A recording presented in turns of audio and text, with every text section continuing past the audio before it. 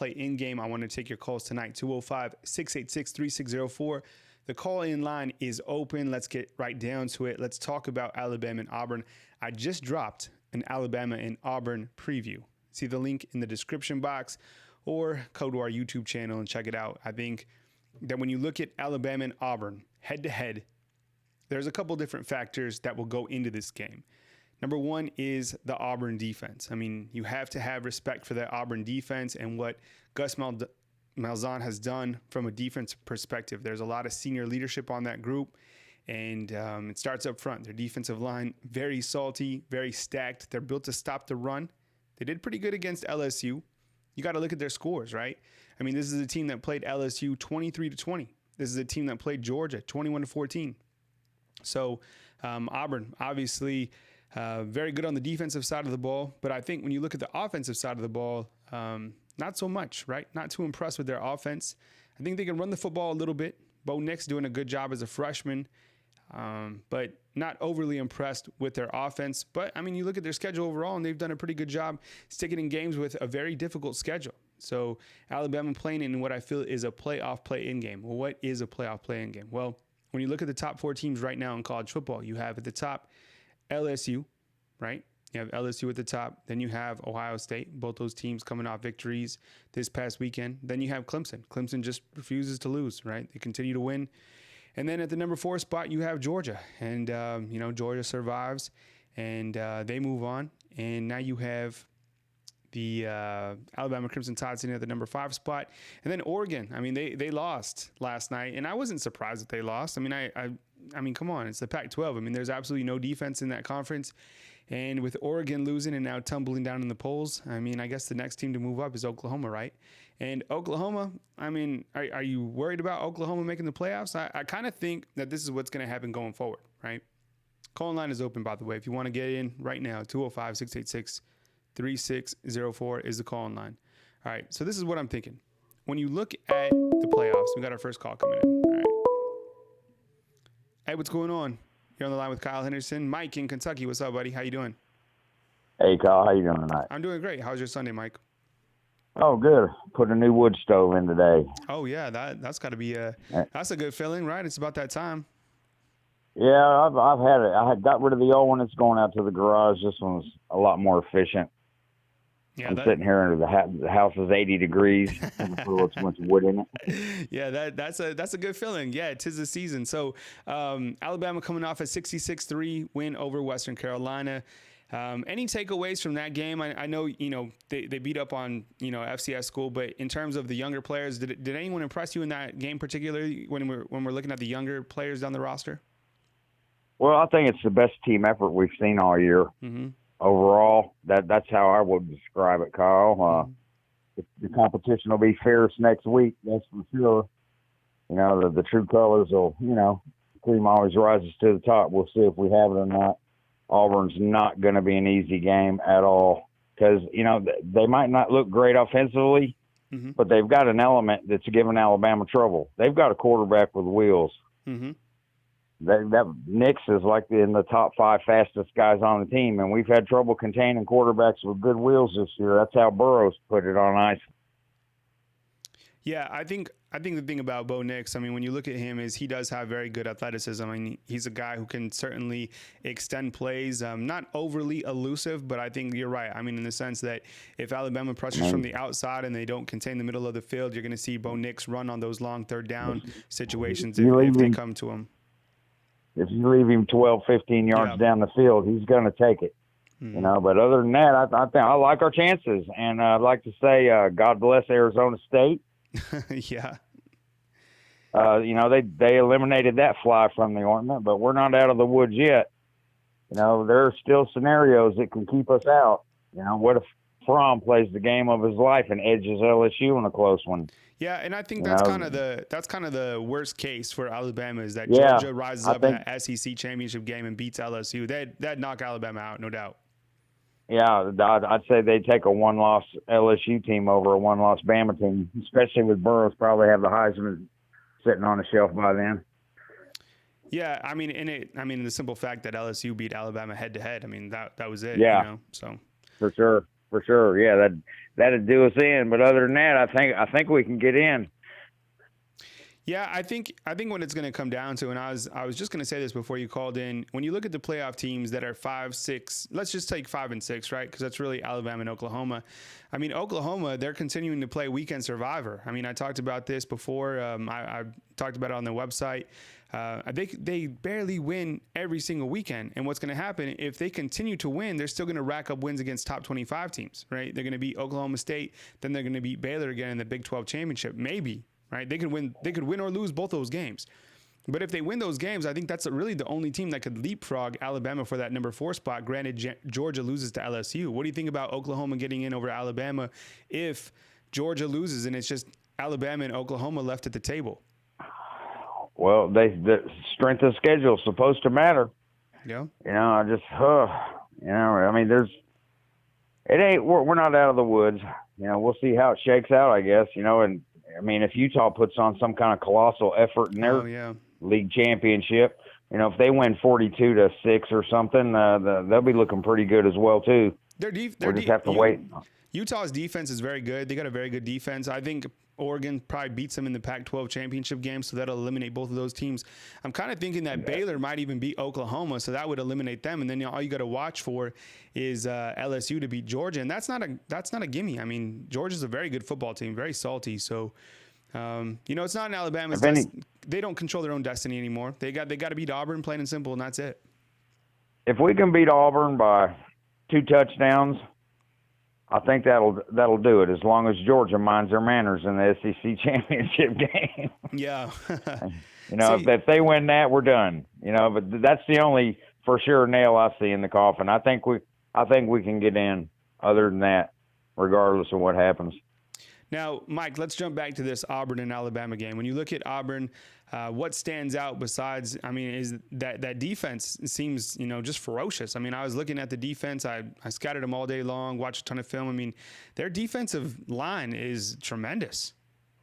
They've got the best tandem of defensive line guys in the country. Yeah, they do. It's not even close. Mm-hmm. Brown may be the best in the country. Oh, yeah. If he's not, he's one of them. And his friend and his buddy, number 3, he ain't no joke either. Yeah. So it's going to be, the competition will be fierce, but hopefully we, counting on Sark to call good plays. Mac Jones looked good. He looked okay.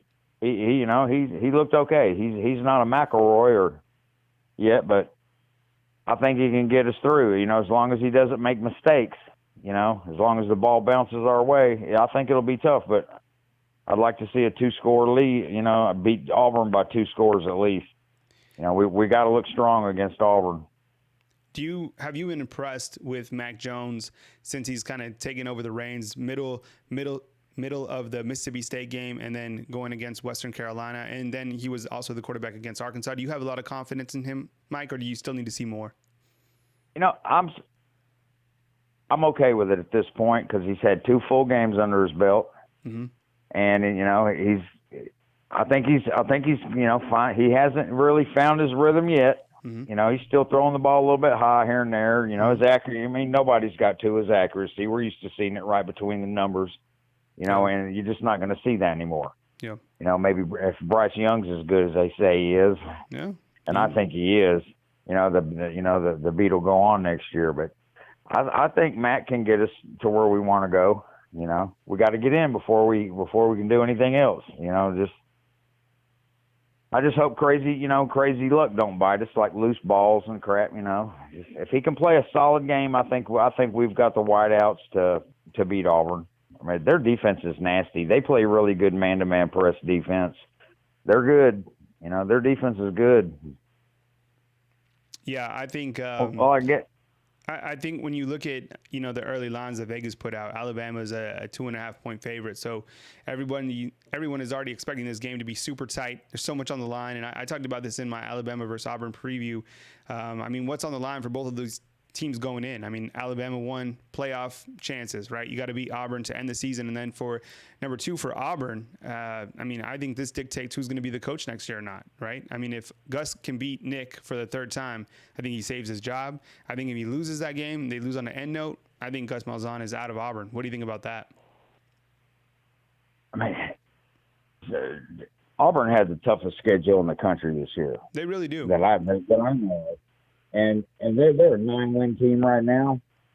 For Gus Malzahn to lose his job over that, I'm not. I mean, I know he ain't what they want. You know, they aspire to national championships down on the plains just like we do. Mm-hmm. But a 9-win season with that schedule, I mean, come on, who could have done better? You know, who could have done better? You know, that's the way I see that. I mean, Gus has a good team every 5 or 6 years. When they're supposed to lose 4 or 5 games is when they do good. You never know what you're going to get with Auburn. But I think a 9-win season. I think he'll survive at least one more season. Yeah. I mean, like seriously, they're going to pay $30 million and then get something else. Yeah. You know, with a guy that just won 9 games against that schedule. All right, Kyle. I guess I'm gonna let somebody else get on, brother. Roll Tide to you. Right. Things are looking up. All right. Thanks, buddy. Appreciate it. Have a good night. All right. Call line is open, 205-686-3604. Appreciate Mike in Kentucky calling in. Glad to hear he got his new wood stove installed. I'm sure that's a good feeling for him with the temperatures dropping. Got our next call coming in. Hello, what's going on? You're on the line with Kyle Henderson. Who I'm on the line with and where are you calling in from? Yeah, hi, Kyle. It's Edward from San Diego, California. Hey, what's up, Edward? Thanks for checking in. You have a good Sunday? Yeah, it was great. How was yours? Great. Thank you very much for asking. I actually, wife and I took the kids over to Krispy Kreme, so it was a donut type of day. It always puts smiles on the faces, right? Yeah, that's awesome. Alabama coming off a big victory. I mean, I was asking Mike earlier. I mean, did anyone, when you watched that game, did you see anyone from that younger class stand out to you against Western Carolina? It seemed like a couple of them did. I was trying to figure out who. One of the linemen, the defensive. Christian Barmore, probably. Yeah. Barmore played good, and then there was another one. I wanted to say I was listening to what you said earlier, and I agree with you about Oklahoma because if you look at the way they played the last month, not only did they get upset by Kansas State 48-41, in October, but then you look at their wins, like you were saying. I mean, on November 9th, I mean, they squeaked out a win against Iowa State 42-41. Yep.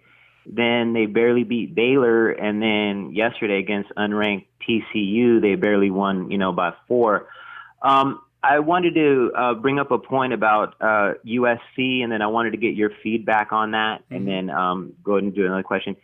So the playoff committee, I noticed they had USC ranked when they came out with their show this past Tuesday, and I felt like there's no way they should have been ranked when you consider their record was 7-4. Having a 4-loss team ranked in the top 25, and they also lost to BYU also.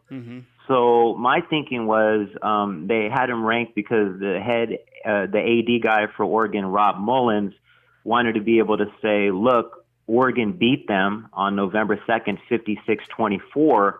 So if Oregon would have won the conference championship game, they would have been able to say, see, they beat a ranked USC team who actually beat Utah 30-23. So I felt like that had to do with their ranking. So my question to you is, do you feel like USC being 7-4, losing to BYU, should have been ranked by the playoff committee? Do you feel they should have been in the top 25?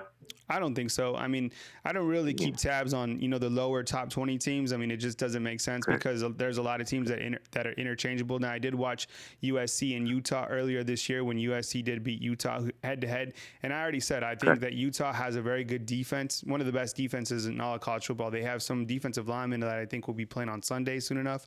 USC has been somewhat up and down. I think Slovis has done a good job coming in. They got Pittman, who's a very dangerous wide receiver. Are they a top 25 team? I don't know. I mean, a lot of those Pac-12 teams seem to be interchangeable, as we saw last night with Oregon nearly coming back to beat Arizona State. And by the way, Arizona State has some electrifying players. My goodness, some of those guys were so fast. I thought they had some great skill guys.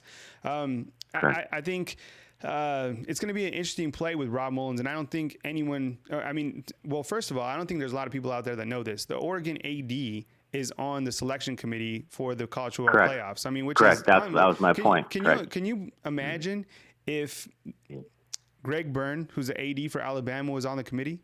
I mean, people would be in uproar, right? And if Alabama is in the situation they are now, right, like kind of a bubble team to get in, and if Greg Byrne was on the committee, like you wouldn't hear enough about it, right? On ESPN, everything. But now that the Oregon AD is on it, you're like, well, because I think it goes back to the fact that no one takes the Pac-12 serious. And that's just it. I mean, maybe that's just it. Utah could certainly play spoiler if they go through and win out and win the Pac-12 championship.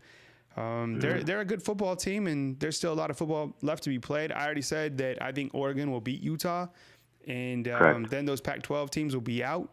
So I guess we'll just have to go, forward and see. And just like you were saying earlier, I mean, Oklahoma playing weekend survivor. I mean, I think the committee can't lose sight about who they lost to. They lost to unranked Kansas State. They almost lost last night. That was a horrible 3rd-and-1 call that TCU didn't, or that Oklahoma actually got the first down. They almost lost the week before, and the week before that, and they'll probably almost And not only lose. that, Jalen Hurts hasn't been playing very good either. He's been turning the ball over a lot. Yeah, you know what I mean? He's been really trending downward towards the later part of the season. I absolutely agree. So they'll probably, I don't know, they'll probably, I would assume that Oklahoma and Oklahoma State is like 48-47, probably like a coin flip type game. So yeah, correct. I don't know. What do you think about Alabama's hopes of getting in if LSU wins out? I mean, it's pretty simple, right? LSU wins out. Alabama beats Auburn. You think Alabama's in? Yeah, I agree with that. Like I said last week when I called in and I spoke with you, I just think that the more that Alabama wins by, the more points against Auburn, the better. Because we got things against us, like, we're not playing in the conference championship game. Our strength of schedule hasn't been the strongest. But with the one thing that I think that the playoff committee has to look at, and this is what they're supposed to go by, is their job is to get the 4 top teams in the playoff. Mm-hmm. That's the bottom line. You know what I mean? Whether they had the top strength of schedule or not. So the main team that I was really worried about was Oregon, because I knew that the AD guy was the head of the playoff committee, Rob Mullins, and that really had me feeling uneasy, because I felt like if it was close between them and Alabama, that he was going to try to find a way to get Oregon in there.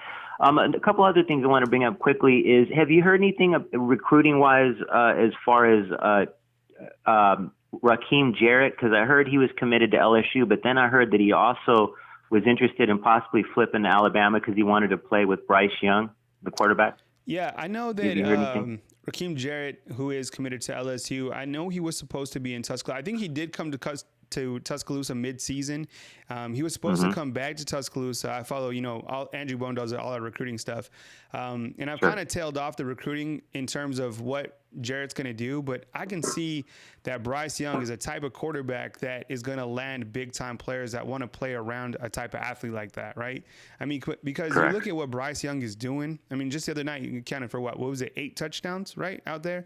And I mean, he's cutting people up. So I think people want to play with him, and he's the type of quarterback that you get into your class and you start turning heads. So I would assume that it's not over for Jarrett when you look at the recruiting spectrum. I mean, I'll be real curious to see what happens within the next, month before December 20th to see how many guys do flip and finally do commit to Alabama, because I don't think it's over for the Crimson Tide. When you have a quarterback like Bryce Young, I think he's the best quarterback flat out in this class. He went up against DJ and he proved that he was the best in the land. I mean, this guy is coming to Tuscaloosa not to play second fiddle to anybody, including Mac Jones or Talia Tagovailoa. I think he's coming into Tuscaloosa to start, and that's the type of quarterback that he is, and guys want to be a part of that.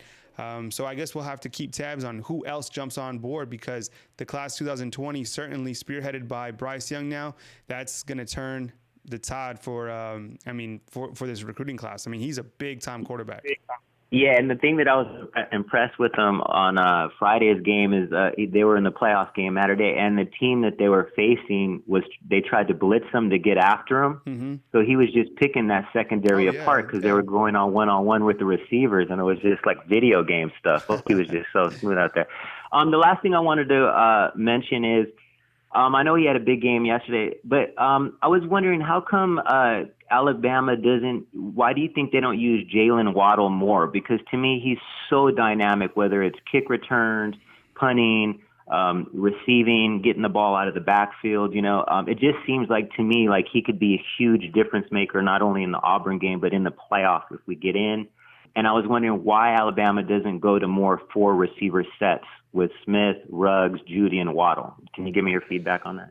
Yeah, I mean, it's something that I wonder about as well. I mean, every time I look at the Pro Football Focus, which includes the player grades and the player snaps, I mean, Jalen Waddle's only playing 12, 15 snaps a game, which I think is a travesty because I think he's one of the best college football players in the nation.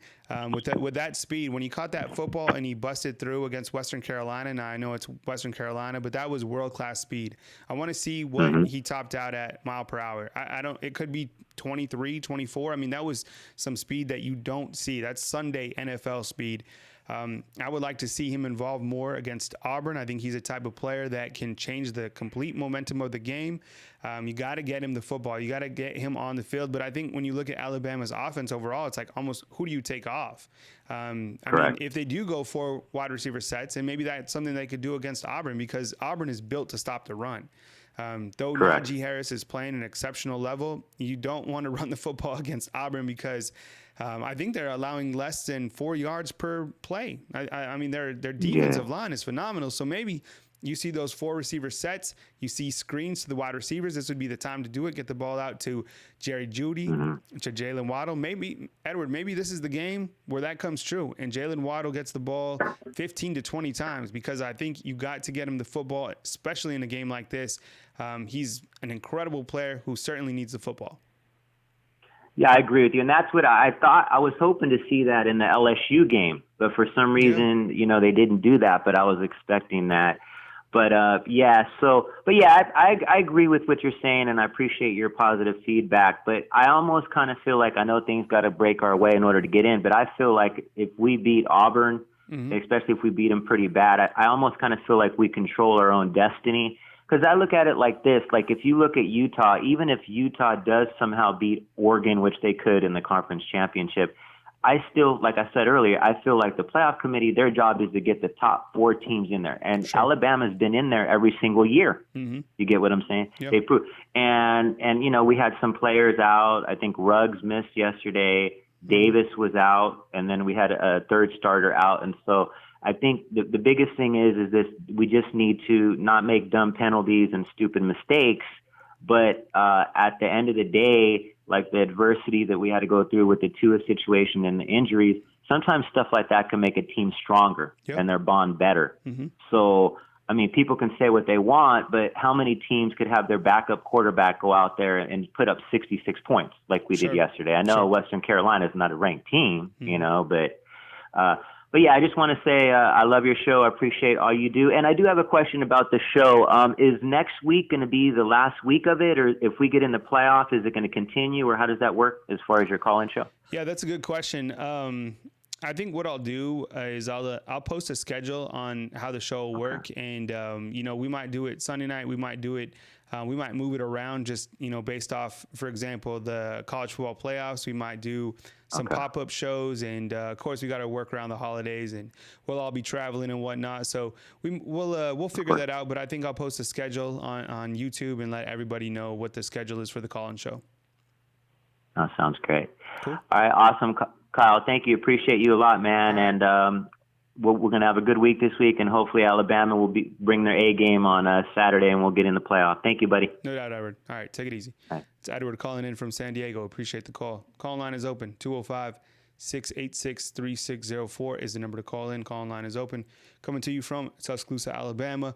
I think when I look at yesterday's game against Western Carolina, Christian Barmore is certainly a guy. I'm sure you watched my recap right here on YouTube. That really stands out to me. I think he's a guy that needs to start. I know Raekwon Davis is the guy. He's a senior, but he's still banged up. High ankle sprain. I'll be curious to see his status for this weekend. And if he is unable to go, hey, what's going on? You're on the line with Kyle Henderson, who I'm on the line with, and where are you calling in from? Hunter from Hartford, Alabama. Hey, what's up, buddy? How you doing tonight? I'm good. How are you? Good. I was just saying that Christian Barmore is a guy that I think needs to start against Auburn. I think he's playing at such a high level. I know he's a redshirt freshman, but, I mean, he seems like he's one of the only defensive linemen that can really get after the quarterback, continue to be impressed with his play. 22 tackles on the year, 5 tackles for a loss, and 2 sacks. So really impressed with him. Any key takeaways after watching yesterday's big victory over Western Carolina? Yeah, I like Barmore. I do. Only thing with him is eye discipline. He tries to make some plays that he doesn't really need to make, and tries to be a little bit too. He gets a little bit excited. Let's just put it that way on some of the plays. So I think he did a lot better against Western Carolina, being disciplined and not trying to do too much when he doesn't need to. So I think he's getting better and progressing, and I think he's a guy that we're going to need next week coming up against Auburn. When you look at this Auburn game, what are your concerns? Their defense is good. I mean, let's give them more credit due. I mean, I hate admitting that Auburn's good at anything, but they got a good defense, and we're going to have to find a creative way to run the ball, because I think if the only way that Micah is going to be able to throw effectively in that game is over to run it and open up those play action plays, and some of those RPOs. Throughout these last couple games with Mac Jones, when you look at the half that he controlled the offense against Mississippi State, the entire game against Arkansas and against Western Carolina, are you confident in his abilities to lead this team, not only against Auburn, but thereafter? I am, and let me tell you why. Because when they had a game plan just for him, we didn't see it in the second half of the Mississippi State game, because then again, Tua was playing. Sure. So they had a game plan for just Tua. So when we played against Arkansas, and he was the starting quarterback in that game, and they had a game plan suited to his needs and what he can and can't do, he played very well. Yep. It's the same thing against Western Carolina. I think he's, the best backup quarterback I think Alabama's had besides Tua when Tua was backing up in recent years.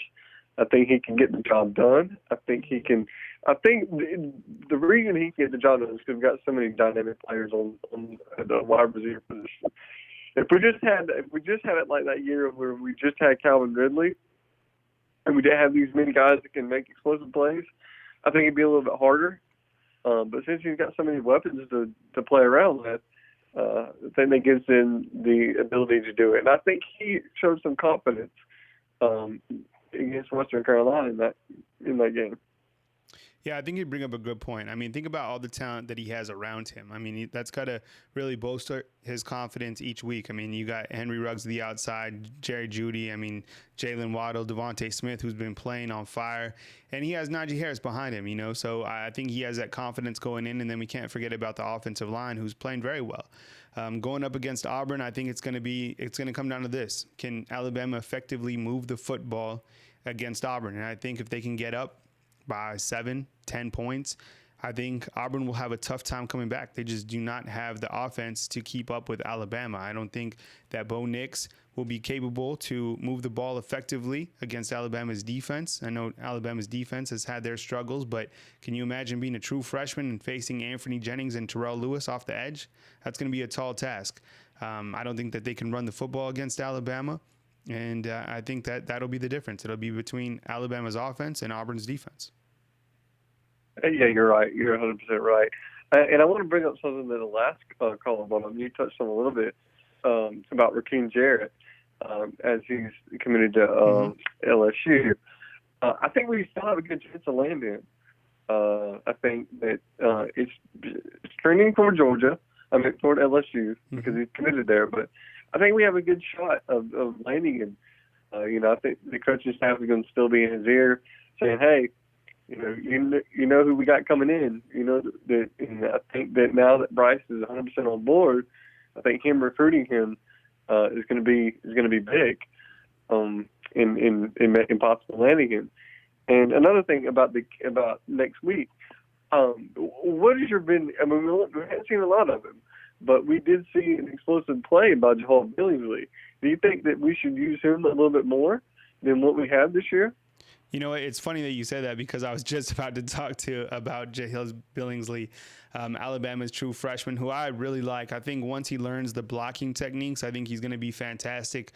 He's a true freshman right now, about 6'5". He's a little undersized. He's not 250. I think he's like 225, 230, but I think he's the guy of the future. I think he's someone that even next year they're going to be able to split out wide and really create some mismatches. I know Alabama fans are upset that they missed on Eric Gilbert, and I don't know what's going to happen with Darnell Washington, but Jahlil Billingsley is a guy that is certainly going to be exciting to watch. And I know from speaking with sources that people are excited about him, what he can do at practice and working with the younger quarterbacks.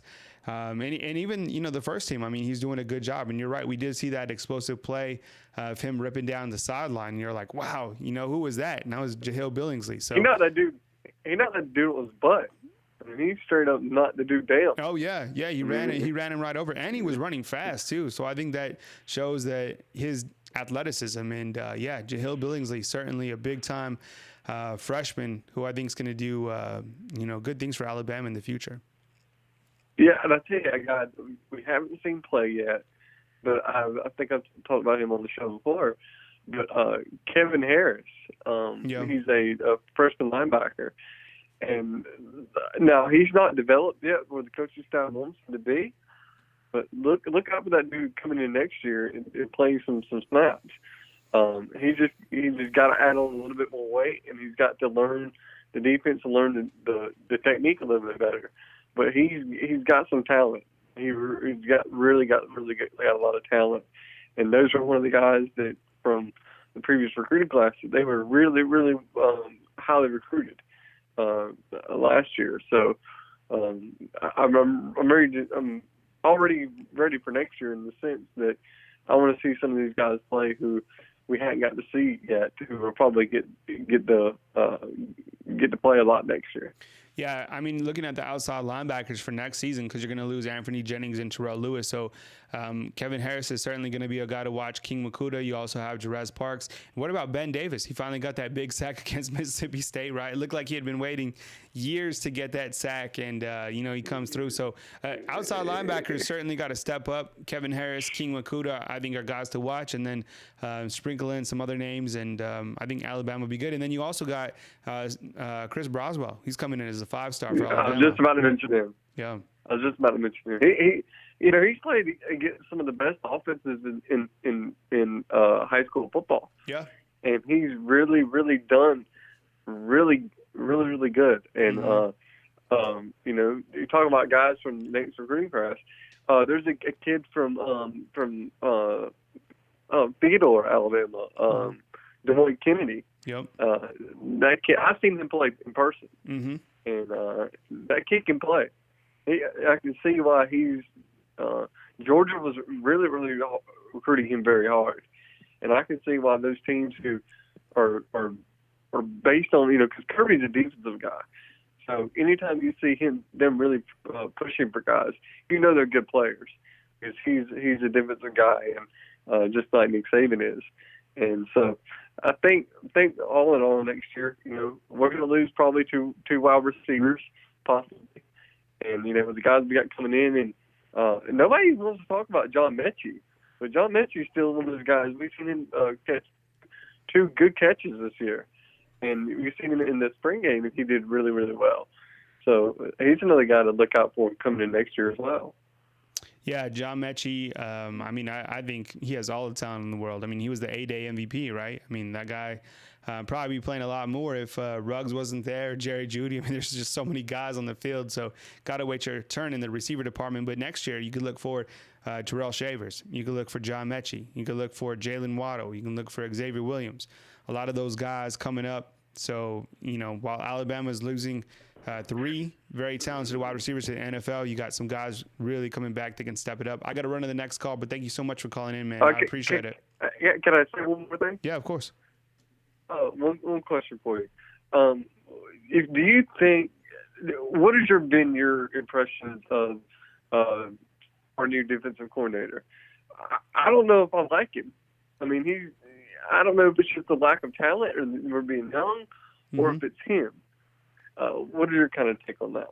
It's a good question, and I go back and forth on this. Usually I like to give just a straight answer. Usually I don't like him or I do like him. But this is where I get confused, right? Because the fact that they're playing so many freshmen, it's confusing because these guys don't have all the experience that Alabama is accustomed to having with the defensive side. Now, I would like to see Pete Golding coach the defense with Josh McMillan and Dylan Moses as their inside linebackers. And what if that happens next year? What if Dylan Moses comes back? I know the chances are small. What if he comes back? And what if Joshua McMillan? I think he does come back. Yeah, and what if he qualifies for his medical red shirt? So think about this. Next year's inside linebackers are going to be two highly talented upperclassmen, Dylan Moses, Joshua McMillan. Now you're just worried about the outside linebackers. But, I mean, the corners should be pretty good next year, and then you can see what he can do in his third season. But then again, people were saying that Pete Golding called the offensive or the defensive plays last year, and you know how the end of the season turned out with Clemson, you know, doing what they did against Alabama. So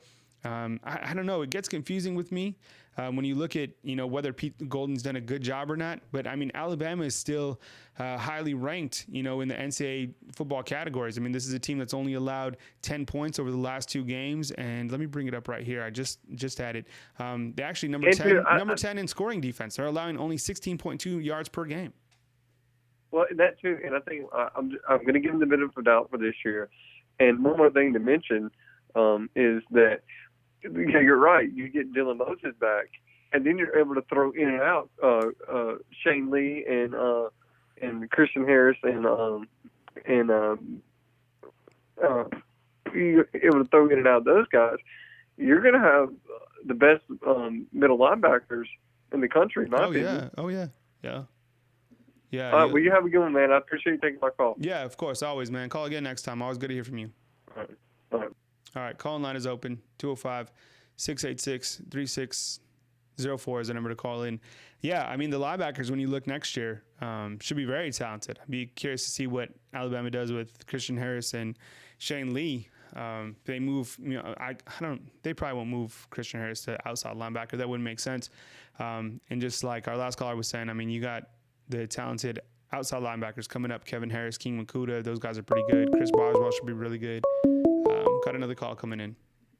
Hey, what's going on? You're on the line with Kyle Henderson. Who I'm on the line with, and where are you calling in from?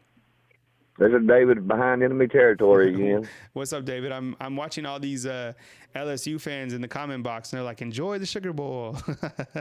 Yeah, they can talk all that smack they want, you know. They just, you know, even with Mac Jones, I don't think they'd want to play us again because I believe Saban would have something for them this time in the defense. And I believe this team is really going to play not only for themselves, but for Tua. You know, they're going to come out and make a statement, you know, and that's what I believe, you know. I mean, I actually went last night with my brother and nephew. He had an extra ticket to the LSU game last night and went down there and watched them. And I spent more time on Dish Network watching Oregon and them play, and I was like, touchdown! And people looking at me like, what in the world's going on with this dude over here? There ain't no touchdown. And I look over and I'm like, guess what? If things keep panning out like they are, we're probably going to meet up again, you know. And they're like, what are you talking about? And I said, look at the score. You know, Oregon and Arizona right here. But, you know, I was listening to some of the guys on there now. You know, I'm not no big football guru. I mean, I love my football, but I'm not logistic type. But I got to thinking, you know, with these two big defensive guys for Auburn that everybody talks about and brags about and everything, you know, with the receivers that we have, I would love to see Saban on offense because we never really see a two-back formation anymore, you know, like a shotgun style. Get your two biggest running backs, you know, that can give him extra protection. Just leave them at home to help protect the quarterback, you know, whenever they blitzing in. And that way he can get the ball, have a little bit more time maybe to get the ball out of his hand, you know, or when we get down in the red zone, do like we did with big Trent Cody, you know, line him up as a fullback and let him lead the charge running through, you know, to the goal line, you know. And I mean, cause Bama's going to need to do some trick plays and, you know, some thinking outside the box a little bit to move against Auburn's defensive line. You know, they do have a great defense. I mean, I'm not kidding you. They have one of the best defenses I've ever seen, you know, at Auburn. And it's just, you know, Mac Jones done really good yesterday, we watched him play yesterday all the way down to that cesspool, Baton Rouge down there, and I was ready to get back home as soon as that game was over with. But I watched him. He did really great. He was comfortable in the pocket. Don't get me wrong. It's an FCS school. Going against Alabama, their players are not as big. Size-wise. They do got some good-sized players, but they don't have the talent as what Alabama or Georgia or LSU or anybody like that would have, and I just feel like this team's going to surround themselves around Tua and play for Tua and play for themselves and do everything they can to prove that they are a legit team to play in the playoffs. Yeah, I think you bring up a good point. I mean, this team certainly has a lot to play for. I mean, anytime you lose a key player like Tua, it's certainly going to affect your team. But I think this is probably an important factor to remember is I think last year I heard that if Alabama lost the SEC championship, they would have won the national title. And I think losing to LSU came at the perfect time because you got, I mean, sometimes, it tells you that you are beatable and it refocuses the team. It doesn't help for the playoff resume, but I mean, it wasn't that bad because Alabama only lost to LSU by 5 points. So, I think going forward, I mean, this team certainly has enough talent to win. I think a lot of people want to know, can Mac Jones win on the road? Seems like everyone I talk to and from what we see, a lot of people have so much confidence in Mac Jones. And I think he's been doing a great job. And I think some of our previous callers said, when Mac Jones has a complete game plan in front of him, like he did against Arkansas, he went out and executed to perfection, almost, right?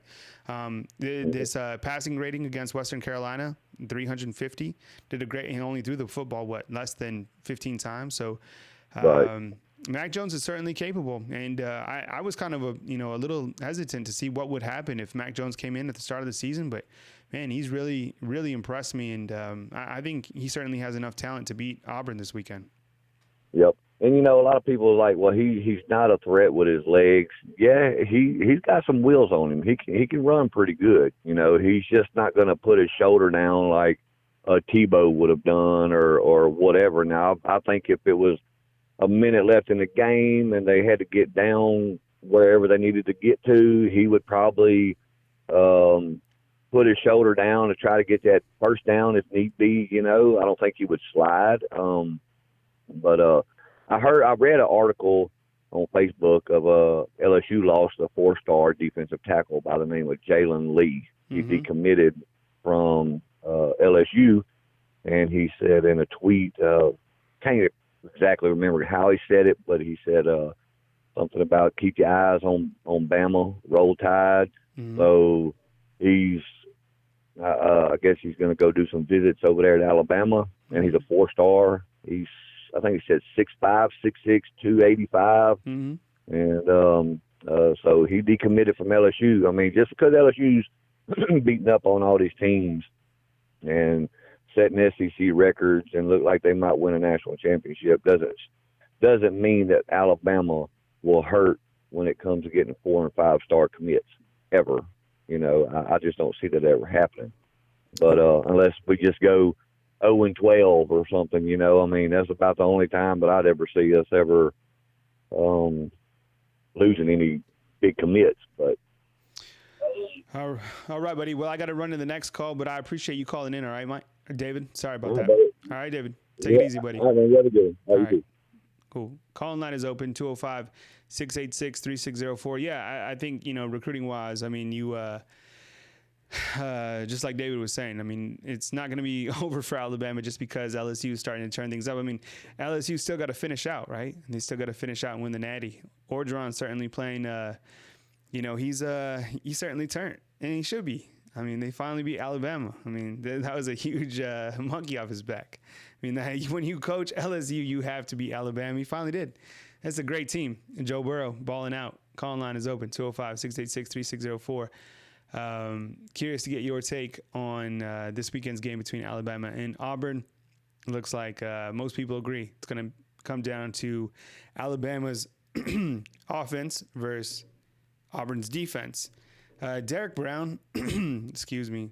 Derek Brown is an absolute beast for Auburn, and I mean, when you look at the statistics for Auburn's defense, I mean, they're ferocious. I mean, Derek Brown, if you don't know who he is, 6'5", 318 pounds, senior defensive tackle. And when you look at Auburn's defense, when you break it down, most of those guys are upperclassmen. Derek Brown has a Pro Football Focus rating of getting after the quarterback, 90.4. Marlon Davidson, 87.6, another guy that can get after the quarterback. He has six and a half sacks on the season. KJ Britt, he's an inside linebacker. You can watch the preview I just dropped. I mean, I talk about all these guys. The secondary is very good. I mean, I think it was Jamar Chase for LSU that had over 100 yards against them. But, man, their defense is stout. I just, I think but when I look at this game, I just don't, I mean, if Alabama's able to score and take the sails out of Jordan Hare Stadium, Alabama will be all right. 205-686-3604 is the call-in line. Hit me up. Other takeaways when I watched yesterday's game, it was a lot colder than I thought it would be. Up in the Bryant-Denny press box. Another call coming in. Hey, what's going on? You're on the line with Kyle Henderson. Who I'm on the line with and where you calling in from? Hey, my name is Chris, calling in from Washington, D.C. Hey, what's up? Did you say your name was Chris? Yes, sir. Hey, what's up, Chris? How's your Sunday, buddy? Good. I mean, I'm always listening to any Bama show.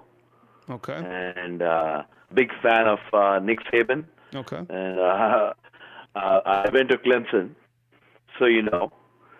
And but I believe in Saban and Bama, and they are the team to beat. So you said something about Donald Washington. Okay. Yep. Tight end. Maybe he may not be coming to Bama. What do you mean by that?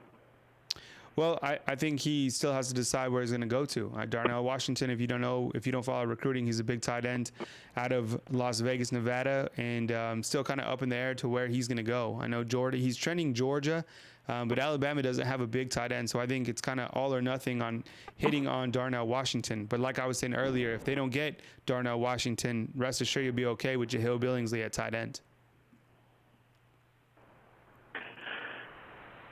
Here's a question for you. Yep. How do Bama fans see Clemson over the next 5 years, given DJ, I don't know how to say his last name, Ugalili or something, and all the recruitment upbeat that's going on in Clemson? So what's your feel, about Bama versus Clemson or the next 5 years? I mean, it's very possible that Bama may not make the playoff this year, but it really doesn't matter to me because I still believe, ignoring the LSU this year, Bama is going to be there, and Saban will be there, and they are the team to beat. You know what? I'm going to answer on the other line. I have to move on because we have a bad connection, but I'll answer your question in regards to Clemson and Alabama, okay? Thank you so much for calling in. Calling in again next time. But I'll answer on the line. Thank you. Okay, sure, no problem. I think to get to the caller's point is, with Clemson signing DJ Ukulele at quarterback, I mean, Clemson is trending upward. I mean, you look at their recruiting class, and they're doing a great job. Dabo Swinney is one of the best in the business, and I think Clemson going forward is going to be there, especially the fact that they play in the ACC, right? So they can kind of sleepwalk to the playoffs almost each and every year. They're a good football team as well. But I think the way that Alabama fans feel about them, I mean, I think Alabama fans know that they're going to be there. Same thing with Ohio State. Same thing with now LSU. I mean, these are the teams that are, trending upward and always up at the echelon of the college football pinnacle, right? Same thing with Georgia. And, I think Alabama knows that Clemson is certainly there. I think Alabama would love to play Clemson this year. I would like to see those two teams match up. Trevor Lawrence, he's a great quarterback. So Clemson's going to be there. And their recruiting class, if you've checked out their recruiting class along with LSU's, wow, I mean, it's fantastic. Clemson has a ton of guys coming in, a ton of 5-stars. I mean, I don't even, was it 4 or 5 different 5-stars coming in? So, yeah, Clemson's going to be there. So Alabama fans certainly know that Clemson is here to stay. They're not a one-hit wonder, and, Clemson could certainly make a run for the national title this year. I don't think they're going to win it this year, but there's still football to be played, and they're going to be healthy, coming in. So 205-686-3604 is the call-in line. Hit me up. Eager to get your thoughts on this coming week between Alabama and Auburn. Iron Bowl week is finally here. The two teams have split the last 2 years. Alabama defeated Auburn last season, 52-21, and then Auburn beat Alabama 2 seasons ago, 26-14. And I think that was a game that was almost similar to this season in the fact that Auburn had such an incredible defensive line, and they really dominated Alabama. That was the first time that I had, since covering Alabama, that I had seen Alabama really get manhandled. That was by Auburn. Then I saw it again against Clemson. So it doesn't happen often. I don't think LSU completely dominated Alabama. I think the thing with LSU is they just Alabama couldn't stop them. Now, Alabama dominated that second half, but Clemson and Auburn, those are the two teams that have really dominated Alabama in the past. 205-686-3604 is the number to call in. You guys are having fun on the chat, I can see. A lot of LSU fans coming in. Nah, I get it. You guys won your Super Bowl. That was a big one, beating Alabama at Bryant-Denny. I thought, when you look at the top remaining teams, I mean, Ohio State playing like a complete team. That was a good win against Penn State. LSU, I mean, they're doing a great job. Can score almost 70 points a game and allow 50 points a game. It's pretty impressive. Clyde Edwards-Helaire, my goodness. I mean, someone needs to be talking about that kid more. I think he's the best running back in college football. Seriously. He's just balling out. And then all those wide receivers. Defense is all right. They're okay.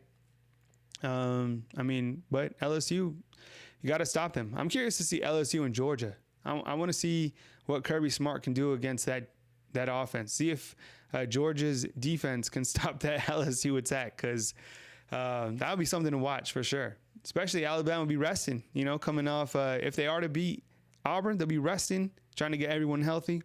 I'm actually hearing that, get this, LeBron Ray could come back as early as this week for the Auburn game. Wouldn't that be monumental for the defense? Especially with all these injuries that Alabama is having right now. I mean, DJ Dell, he didn't play this past week against Western Carolina. Neither did Raekwon Davis. So you got to, get these guys healthy. I'm really excited about Christian Barmore, Fedarian Mathis, Byron Young, Justin Mbogbe. A lot of these guys coming up. So hit me up. Call line is open. 205-686-3604 is the number to call in.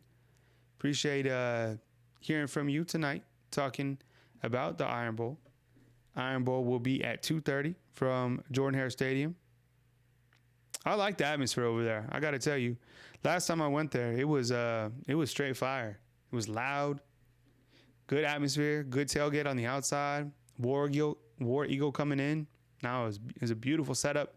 A lot of college football pageantry. They have this gigantic scoreboard. I believe it's on the south side of the end zone that is just gigantic. So, yeah, it was a great setup by Auburn. And then, so I guess the last time I was there, Auburn beat Alabama. And this is what I think, what it means for both these two teams. And I put this in my video preview. I think for Alabama, everybody already knows, if Alabama wins this game, they end on a win, and it increases their playoff resume. I think for Auburn, what it means is I think Gus is coaching for his job, right? I know a lot of people want him out bad. They want Gus Malzahn out of Auburn. And him losing to Nick Saban once again, I think it might just do that. But then again, on the flip side, if Auburn is able to beat Nick Saban, there's no way that Auburn gets rid of Gus Malzahn. So I think that's what is at stake for both those two teams. Call line is open, 205-686-3604. Alabama. Here's the schedule for this coming week. You got Nick Saban's press conference, which will be Monday, and we'll bring that right here on our YouTube channel. You also get a chance to see practice footage Monday, Tuesday, and Wednesday. Wednesday, Nick Saban will also speak again on Wednesday evening. Thursday, we'll have the call-in show from Voodoo Wings, and then, we'll get it going on Saturday for the big one between Alabama and Auburn. Hey, if we're good for now, I'll close it out. I need to get some Z's anyway. So long weekend. Thank you for joining us tonight. Watch my preview. Put a lot of work into that, comparing the two teams. Check it out on our YouTube channel. Andrew Bone will come through as well this week with a YouTube show, and you can catch all the coverage back on BamaInsider.com. Great time now to join BamaInsider.com. There's a holiday special going on, so you can get 50% off your subscription. You can get free gear when you sign up. Just go to the website and look for BamaInsider.com, the sign-up tabs. Coming to you from beautiful Tuscaloosa, Alabama, Kyle Henderson, BamaInsider.com. Be good people out there. Special thanks to our men and women, the United States military. Appreciate what you guys do for us. Great to live in this country with amazing freedom. So thank you so much for what you do for us. Have a good night. Be good people. Go 49ers. Beat Green Bay. Catch up with you soon, guys. See ya.